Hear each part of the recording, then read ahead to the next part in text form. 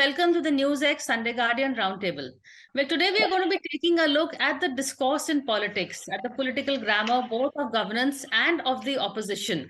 You know, we have spokespersons saying Narendra Gautam Das Modi. Of course, we all know where that pun was intended, but that seems to have backfired a bit.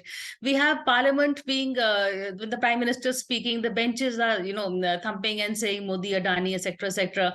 On the other side, the opposition says they don't let us speak. When Rahul was speaking, they were disturbing the House. His remarks were expunged at the end of the day, when according to them, he said nothing that was not non-parliamentary. So basically, these are just examples. The bigger picture here really is there really no communication between the government and the opposition? It's really, we all agree it's at a low, but is it at an all-time low? What is happening? And with general elections around the corner, is it going to get much worse? So joining us on the show is Dilip Cherian. He is a marketing brand expert. He's also a political columnist and analyst. He's an image guru. PKD Nambiar, whose book is just out, You Too Can Be a Brand. He's also a political analyst, columnist. Tehseen Poonawala, he's a lawyer and a Congress sympathizer. And Shubhrasta, she is a communication expert and also, I guess, a BJP sympathizer. Shubhrasta, can I call you that? On some issues, yes. On some issue based. Okay. I'll begin with you first, Dilip, since you really understand marketing, political discourse, the language of politics. What is your first reaction? My first reaction is that the language of extremes benefits the BJP, and that works very well for the ruling dispensation. So by ratcheting up any conversation, you are, in a sense, inducing a certain hysterical reaction from the opposition. That's one part. Okay. The second part is that the not so intelligent opposition plays into that game because they want to show that they have some huge issues to flag and flaunt, which they actually do not have. The simple reason is that many of them have lost their ability to keep their ears to the ground. So you have on the one side the ruling dispensation, which knows that every confrontation is adding to its vote tally, and you have a not so intelligent, disconnected opposition that is unable to raise any real issues, and therefore thinks that just some hue and cry will pass off with the voter for a kind of issue raising. As a result, we are seeing, and we will see, and this is my prediction, we will see a ratcheting up of this as we go along. It will not actually come down, and it is actually getting more bristly and more unseemly. Conversation only happens if you listen. I agree with that last line, especially Dilip. So PKD, at the end of the day, there is a lot of noise, but really nothing gets done at the in terms of governance. I would agree. Behind the scenes, a lot is happening, but there is no participatory governance really going on. PKD. Well, I would say that the political grammar, the way you said, the topic of your discussion is absolutely amazing. I think our political class today, irrespective of any which political party, it's completely, the grammar in their communication is gone completely. So one thing I will tell you, I agree with Dilip ji, that when you have a popular leader, whether it is even a celebrity hero in a star or a political star, when you criticize, they have a bigger and much more loyal customer or voters or sympathizers in their side. So when you attack them, definitely it will go in their favor. But if you really look at the way, there is no prime minister, even like we have so many prime ministers in the past, but there is no prime minister had to go through such kind of an abusive language. Gande nali ka keeda. Somebody call him Bandar, somebody calls him whatever it may be, calling his mother, calling his father's name, and so on and so forth. Now, of course, the rebuttal will be that there are some BJP leaders have also said, but there are two reasons why the opposition's leaders do this. The one reason, number one, is simply to become, they feel that abusing Modi will make them a hero within the party and show them they're more loyal to a particular family. In this case, it's the Gandhi family. So they feel that instant heroism, they will get instant popularity, they will get, but they don't even understand that this popularity, we are living in a era of social media. This will be there forever. The same way, on the other part is that they also feel that, yes, abusing Modi will also get some extra attention and maybe a vote, because there is a lot of Modi haters in the market. They would all like to buy this and just move on. But in either case, especially when you have a master communicator and a master politician whom you are attacking, he knows that how all these detractors, whatever they are playing out, he will convert that into an opportunity in his favor. And this is what we have seen. But one thing I'll tell you, the political class needs to understand they are all aspirational figure for the public. And the public is listening to whatever you are saying, and this is going to haunt you. And what Pawan Khera, I have a huge respect for him. We have had a number of debates with him, at least me. But I can tell you, this is going to haunt him for his lifelong career. Okay, so he's not here right now, but yeah, I take your larger point. Tessim, PKD made a couple of good points. One is, of course, that it's reasons to attack Modi or abuse him is to, win popularity within the Congress. You can argue the same happened during the other time also. But the larger takeaway from this, in your point of view, So where are we heading? Priya, let's divide this into two aspects. I'll come to what you're saying, but I'll tell you the BJP has this amazing ability, which I agree with Dilip Bhai and with PKD Bhai, of playing victim even when they are in the wrong. They have this amazing ability. Perhaps because the Prime Minister is a master communicator, as many people think. I don't. Look at this. This is the same Honorable Chief Minister, now Prime Minister, who called Mrs. Gandhi Jersey cow. He's never apologized for it. He's the same gentleman who called Rahul Gandhi Italian bachada. He's never apologized for it. As Prime Minister, he was in West Bengal heckling a woman Chief Minister, Didi or Didi. He's never apologized for it. As Prime Minister, he is the only Prime Minister whose speeches have been expunged in both houses of Parliament. In both houses of Parliament. He called Manmohan Singh Ji, aap kaise na rahe ho, raincoat pehante. We know all of that. I'm not getting into it. Never apologized for it. You know something, and fact check me on this, Priya, while we are talking. Ask your team to fact check me. The first person to use the word Maut ka Saudagar was not Congress, was the then Honorable Chief Minister of Gujarat, Narendra Modi, in September 2002. While doing a Gaurav Yatra, he said that the Congress is Maut ka Saudagar. And he got a retort, but he's turned it around. So I agree with Dilip Ji's master, but he used it first. Fact check me on this. So he uses this language. Now look what happens in Parliament. I know that I will be in Parliament. It's something I visualize. But I will not stop my Prime Minister from speaking when I would want to hear my Prime Minister. But the question asked to the Prime Minister was, are there 6 shell companies from tax havens operating from one apartment in Abu Dhabi, round-tripping money and insider trading? It's a very simple question to which the Prime Minister can say yes, no, or say he's investigating. His answer to the question is, Aapka surname Nehru kyun nahi hai, Gandhi kyun? Is this how the language the sitting Prime Minister must speak in Parliament? Is this the language that the Prime Minister must speak? I leave it to your audience. These are words the Prime Minister has used himself and not apologized. Then I think you should not attack the Prime Minister, not because of any other reason, but we should maintain civility in Parliament or parliamentary democracy. But then the same should also hold true on the other side. Okay. Shubrasta, PKD, I know you want to come in, but let me get her in also. She hasn't spoken. Shubrasta, your reaction to what Tessim and everybody has said. Thank you, Priyaji, for inviting me on this show. Yeah. I think I agree with Mr. Dilip Cherian when he talks about the intellectual vacuousness of the opposition. But my question to him is then, which opposition do we engage with? This is what we have to do with in a democracy like India. We don't have a smart opposition. We've seen it for a long time now. They don't raise issues properly. They don't pick up. First of all, they don't pick up issues that should be picked. And the issues that they pick are not picked up properly and not taken to the level that they should be taken. But we have to do with this. Now, Tehseen's words till now sound like a justification of what has been said to the Prime Minister.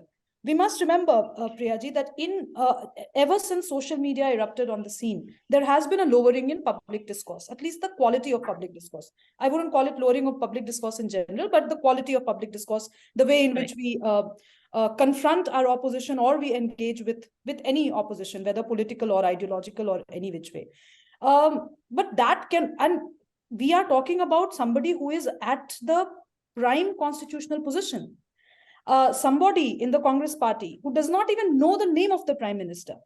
Should he be allowed to be an opposition in the very first place? Morally, this gentleman, Pawan Kheda, and I'm sorry to say, I don't have any respect for him considering his public pronouncements. Okay, He should have not completely... here right now. So let's leave what he said. Let's take a general line on this.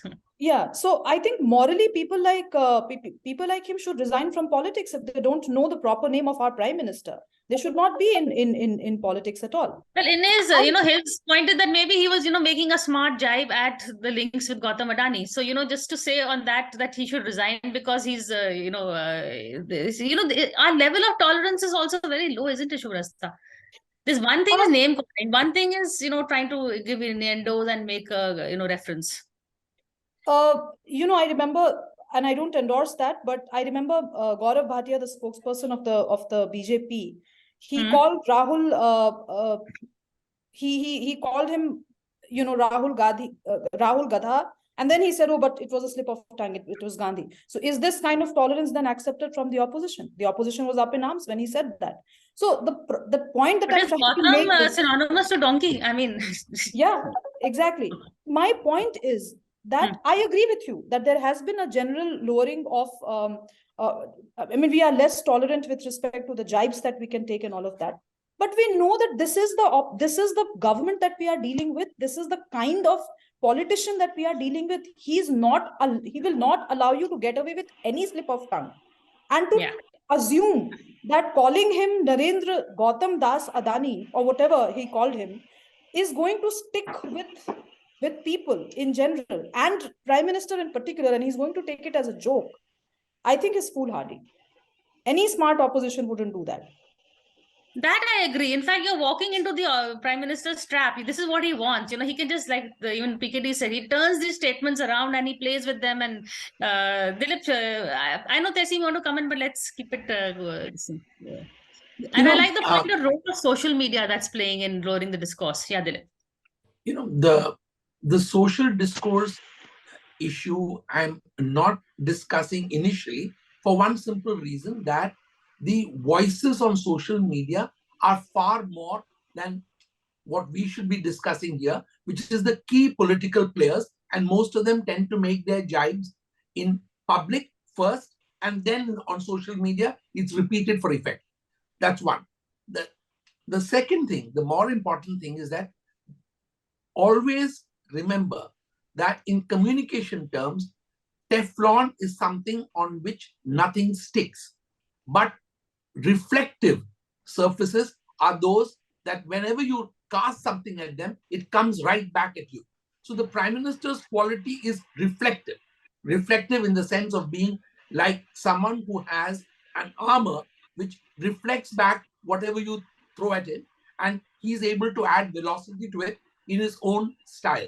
So that is where I find the opposition being non-strategic. That's why I said bit silly, because they don't recognize, or they don't see, or they don't understand, and they can't deal with the fact that every time you attack him, you actually end up losing rather than winning. That's one.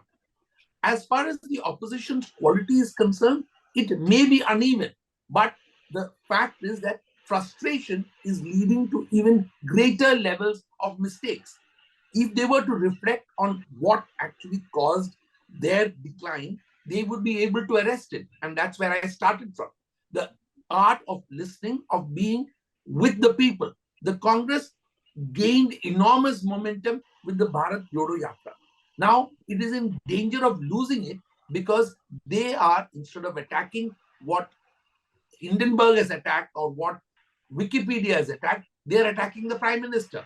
Sure, they want to show a link and all of that, but that doesn't work because this country is not, at this point of time, willing to believe that. So they must recognize that, listen to those sounds, and then develop their narrative. That's my problem with them.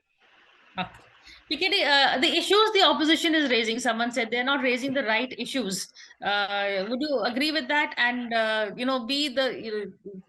can they actually, should they carry on with the Adani issue? Should they pick up some other issue that is, has more public value?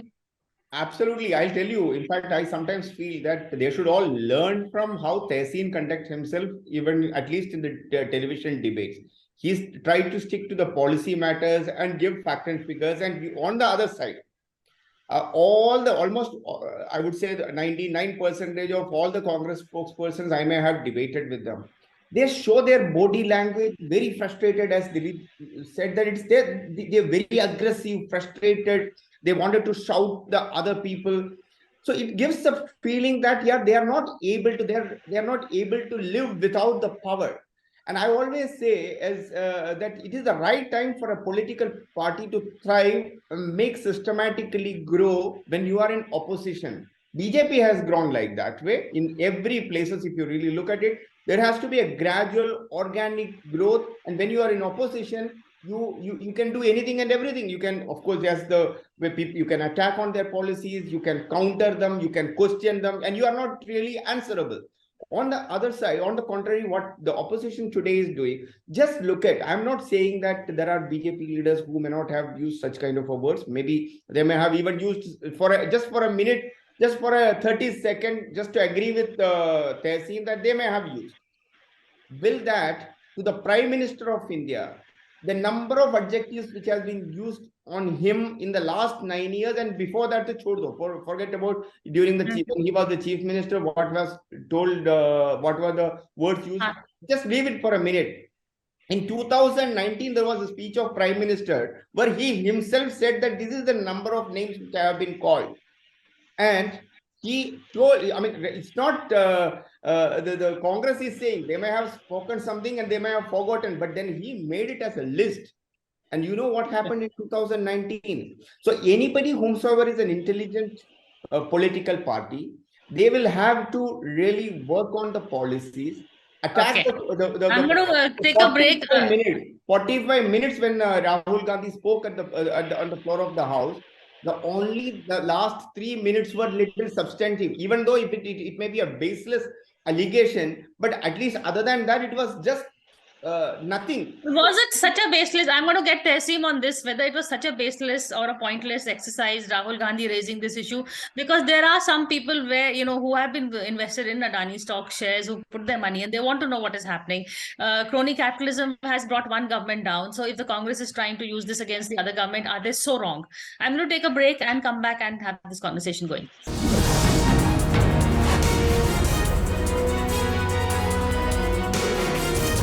Hello and welcome back to the NewsX Sunday Guardian Roundtable. We are here discussing the language of politics, but also, Tehseen, we went on to, the latest happenings in Parliament, Rahul Gandhi's speech in particular. So if you would like to comment and on what the other panelists have said on that one. Yes, I'll come to Mr. Gandhi's speech in particular. And again, I repeat, the Prime Minister is my Prime Minister. I'm a politically opposed. I don't want him abused. But it should be both sides. I'm not giving a justification. Both sides need to pull back, rein in, and restore parliamentary democracy. Can I ask you, Priya, you've covered Parliament. I have a lot of respect for you, Dilip Ji, PKD. When the nuclear deal was taking place, the 123 agreement we were becoming a signatory to, we were not a signatory to NSG. The BJP got cash inside Parliament to derail Parliament, cash inside Parliament. Can there be something more anti-national? Did anyone tell Arunji or Sushma ji you're working at the behest of China or Pakistan to derail India's nuclear deal? Nobody said that. Sushma ji is on record. And Priya, you know about this. Amongst opposition MPs, that was also not correct, na? That was their allegation. It isn't proved. They are now in government 9 years. They've not been able to prove it. Amar Singh ji, who they alleged, was closest to the Prime Minister till he passed away. Let's be clear on facts. Sushma ji and Arun ji got out of Parliament. And I remember that your colleagues are covering it. And Sushma ji says, and I quote her, we will not allow the government to function and we will not allow discussion because the government escapes while discussion. So disruption is a right of the opposition. These are words of Sushma ji. You know this, Priya. Yes, Arun Jaitley also said this. Yeah, we also said that. Aap kare to chamatkar, koi aur kare to gunegar. Why? Now, let's come to what is the issue on the Adani thing. I want to come here. I think Mr. Adani is innocent until proven guilty. And that's the maxim. I also believe he's a corporate and corporate India should not be attacked. The attack is not on Adani. The questions that are raised are simply this. There is an apartment in Abu Dhabi from where 6 shell companies are operating from a tax haven, registered in a tax haven, apparently investing money in Indian defense firms. Now, this money is not coming in cash, right? It's coming via the RBI route. This is called, there's also supposed to be insider trading and price rigging. I say Mr. Adani is innocent. It's been a month since this report has come out. Are you telling me one of the most powerful nations in the world, our country, which can put satellites in Mars, which can put satellites on, can send spacecrafts to the moon, cannot tell you via forensic report whether these 6 companies are shell or no, or whether the money's come in and invested in Adani, whether there's round tripping of money? In any democracy, this is a criminal offense with 7 years imprisonment. Again, I'm saying he's innocent. Shouldn't we know that for the sake of our country? If we want India to go from a $3 trillion economy to a $30 trillion economy, which the Honorable Prime Minister speaks, and it should happen, one of the things where people will invest is when there is no crony capitalism. As Joe Biden said recently, crony capitalism equals extortion. We shouldn't have crony capitalism. The Adani case is tangential to the debate. So, you know, I am again coming back on one thing. What Mr. Gandhi spoke were allegations. The opposition called Manmohan Singh ji chor. He said it on record. He cried in parliament. Mr. Gandhi did not call the Prime Minister chor. He asked specific questions. You may agree, disagree. How dare you expunge his speech? Tell me, Priya. Tell me, Dilip. When was Arun Jaitley's speech completely expunged? When was Sushma ji's speech expunged? The words they used for the Prime Minister, chor, on the floor of the House. They called Manmohan Singh a chor for getting the nuclear deal to India. Was the speech expunged? I'm asking you this. And you're telling Rahul Gandhi's speech, his questions could be wrong. Fine. You slam him on the House. You expunge his speech, and the answer to that is, Aapka surname Gandhi kyun hai, Nehru kyun nahi? Is this the level of our discourse? Okay. PKD is saying that they've called him Chaukidar Chor. Am I right? It's not once, maybe 1,000 times. And 2019, we all know, I think you forgot, my dear friend Tehseen, that Chaukidar Chor was one of your slogan in the 2019 election. You were saying that, and you are. But he's talking about floor of the House. Understand that people of India today understand the track record of the opposition. You said Rafale deal, the Supreme Court has cleared it. You are talking about one after another, every allegation in the corruption allegation, whatever the opposition has mentioned. Is there even one allegation had any substance? No. Okay. Let me get just one line. Okay, I'm sorry, I apologize. I agree with PKD. I completely agree with PKD. That's why I'm agreeing with PKD. But even in 2G, when it disrupted an entire winter session, the courts ultimately gave a clean chit. What did the court say? What did Judge Saini say? He said we kept waiting for the prosecution to get evidence. They couldn't bring a shred of evidence. This is a written judgment. You disrupted an entire session of parliament. You do chamatkar. Kaur kare gunegar. Ajeeb hai. No, now I want Shubhrasta in here. Gunehgar koi nahi hai. Problem is that the points that Tehseen is raising today, none in the then government raised at that point in time. So maybe BJP has an army of spokespersons or supporters or whoever you call them who take issues head on. So that's the problem that the Congress party faces, right? Which is why they need to do this internal assessment. Also, I mean, I'm not going to go into the Adani issue in detail because I have very strong opinions on that as well. But the topic of discussion is not Gautam Adani today. Look, to say that Rahul Gandhi's speech has been expunged in parliament and it is wrong, I may agree with it principally, but let us understand, what did Rahul Gandhi speak in the parliament? He constantly badgered a name who is not a part of the House. So today, I cannot speak on Pawan Khera on your show, Priyaji, and in all fairness, I should not be allowed to because Pawan Khera is not here. So has Gautam Adani been inside the parliament to defend himself? Why should his speech not be expunged? If he wants to make it a political issue, by all means, Rahul Gandhi should go out in the field. He should take another yatra, perhaps from Kashmir to Kanyakumari, to slam Gautam Adani, make a public pronouncement that he's never going to use any of the resources that he has been using at his behest throughout the election campaign in 2014. I don't need to remind Tehseen whose helicopters he used to fly on. I mean, Rahul Gandhi used to fly on. I don't need to remind him of the kind of deals that Chhattisgarh government and Rajasthan government have made with Adani. So if there is a moral question that you want to raise with respect to crony capitalism, and I think one should, irrespective of whichever party is in power, then have the moral gumption to take certain positions in public life. Expose, I mean, I think Rahul Gandhi is the first politician perhaps to be talking about corporate money in such derogatory terms. So he should first of all make all his, whosoever contributes to the party, it should be there in the public domain. I don't think BJP raising that issue. So for Tehseen to come in and say, why should BJP not talk about electoral bonds would be a little, far-fetched. If as an opposition, you are taking a moral position on something. Make your politics clear, is my only submission. And by all means, go ahead and play it. Don't play it to the gallery, play it to the main field. May I have the right to rebuttal? Very quick. Quick, okay. There are two very quick and they're very articulate points raised by Subrashna. One, why are the Congress states doing deals with Adani? In all these states, Adani is being the highest bidder. The question is not why you're doing deals with him. The question is round tripping of money from a foreign country coming in and insider trading. These are not in state governments, and these are central subjects. Let me come to another issue. I don't want to talk about Adani because he's not here, but let me raise a second point because Subrashna there. Very rightly, she said Mr. Adani was not there to defend him, and I think Mr. Adani is innocent and proven guilty. May I ask in 2G, was Mr. Tata there to defend himself? Were the Docomo people there? Were the Reliance people there to defend themselves? Was Shahid Balwa there to defend themselves? They all got a clean sheet. In coal, was Sajjan Jindal there to defend himself? They did. It was a matter of policy. What Rahul Gandhi and the opposition is speaking about is policy. Is round tripping of money from tax havens allowed? Remember in 2008, President Obama said it was Prime Minister Manmohan Singh who led the world during a recession to get the double taxation agreements, fight tax havens, and prevent round tripping of money and prevent tax havens funds coming in. It is President Obama who said that about Prime Minister Manmohan Singh. India took the lead. That is the question being asked. The question is not about an individual. Was Shahid Balwa, Tata, Jindal, or the Docomo people in court when 2G was raised? Were their names not taken? Was Vinod Goenka in court when their name was raised? Or in parliament?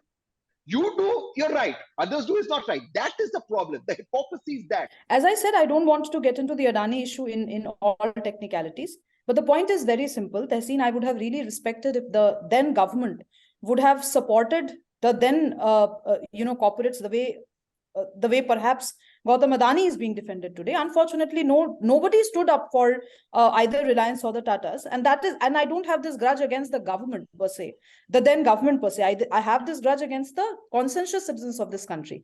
The whole lowering of the public discourse with respect to corporate India has happened because we have started relating corporate India to all kinds of nefarious practices and corrupt practices. I think that should end. And I think perhaps this Adani issue, in all its fairness, should be investigated. And I'm sure investigations are on.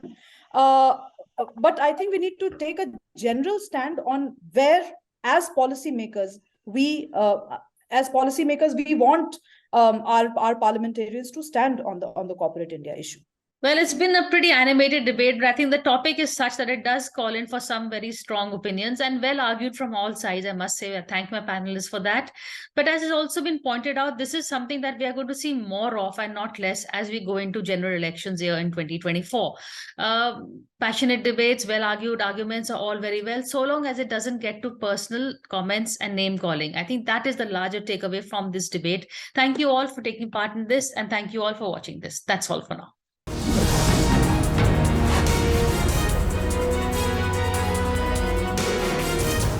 For more such videos, subscribe to the NewsX YouTube channel, hit the bell icon.